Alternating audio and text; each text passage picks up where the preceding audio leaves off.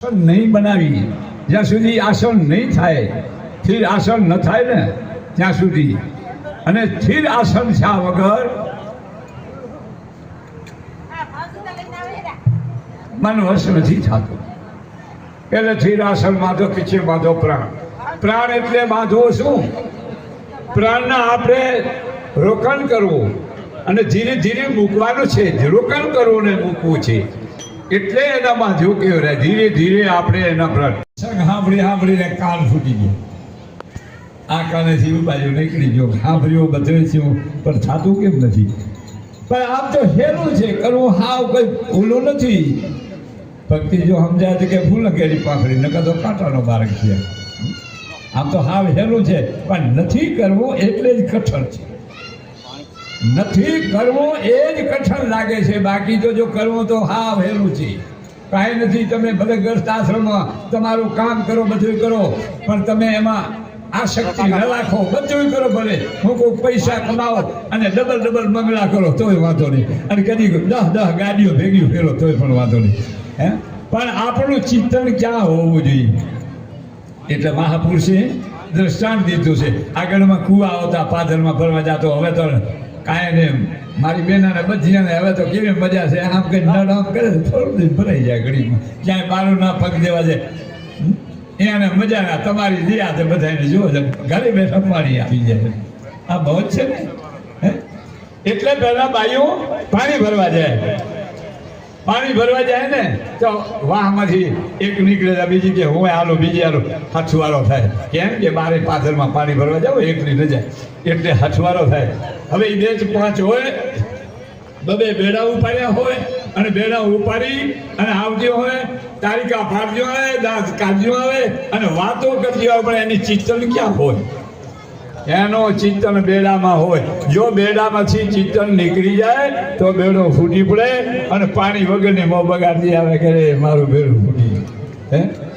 એમ આપણે પણ જ્યારે એમાં રહીએ, ભલે હું કહું છું કે બધું કામ કરો, આમાં કાંઈ હાલે એમ નથી, અને આપણે જરૂરી છે કામ કરવું, એ જરૂરી છે. લક્ષ્મી છે એની પણ જરૂરી છે.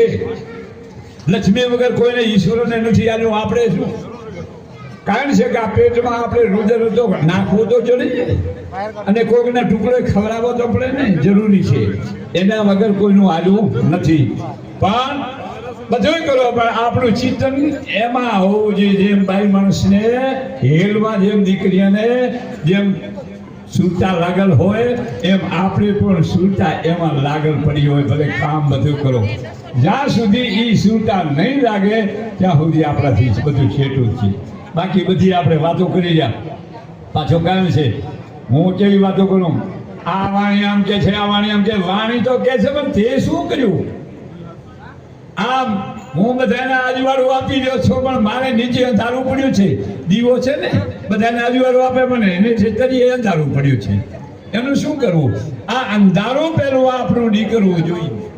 જ્યાં સુધી અંધારું નહીં નીકળે તો વાતોમાં કાંઈ આપણાથી ન ભરે. વાતે કોઈ ભલું વાતોમાં કાંઈ ન ભરે. અને આ જરૂરી છે, અને એ જ આપણે ધીરે ધીરે થાય. પણ આ ઉતાવળે કોઈ થતું નથી. થઈ જાય, ન થાય એમ નહીં, કરવા માંડો તો થાય, અને જરૂરી છે. અને આપણે જો નહીં કરીએ તો શું કરશું? મારા તો જરૂરી કમાવું, બધું કરવું, પણ કરવું છે જરૂરી છે. આપણે આ રસ્તે હાલ્યા છીએ તો કાંઈક આપણે મેળવી જાઓ. ભલે હું કહું છું કે એવું છે, 6ઠા અધ્યાયમાં તો પણ ભગવાને એમ કીધું કે હે અર્જુન, આ યોગ આરૂઢ કરતા કરતા, અર્જુન કે બીજું તો ઠીક, પણ આ યોગ આરૂઢ કરતા કરતા જો વચ્ચે રહી જાય અને એનું ચિત્તન ક્યાંક બીજે જાતું રહે તો પછી એનું શું થાય? તો એનું એને જવાબ દીધો કે હે અર્જુન, એનો વિનાશ નથી થતો. કેમ કે જેને મજૂરી કરવી પડી છે, મજૂરી હમી એની ફરી છે. એટલે મજૂરી એની જતી નથી. તો મજૂરી એની ફરી જ છે, નથી જતી. એમ આપણે પણ કદાચ અધૂરું રહી જશે ને તો આપણી મજૂરી પડી છે ને આપણને અવળે માર્ગે નથી જવા દેતા. પરમાત્મા ગમે ત્યાં મનુષ્ય અવતાર દઈને આપણને આગળ કરે. બોલો સદગુરુ સાહેબની જય.